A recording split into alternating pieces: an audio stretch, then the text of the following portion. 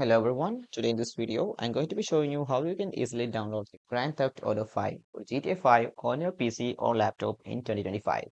So, in order to begin, what you'll have to do is open your desired browser. In this case, I'm going to use the Brave browser and open a new tab.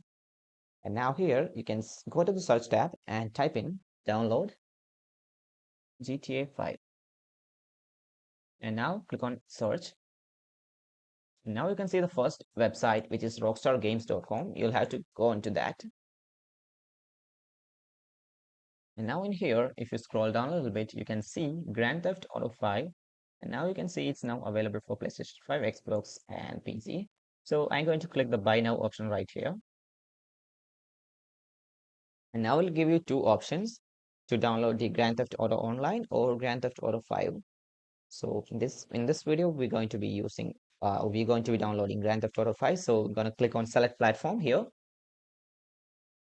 Now you can see from these different options, we're going to be using we're going to be downloading for PC for this video. So I'm going to click on PC, and now you can see it again asks for the platform that I like to buy. So I'm going to leave it as PC and click on Buy Now.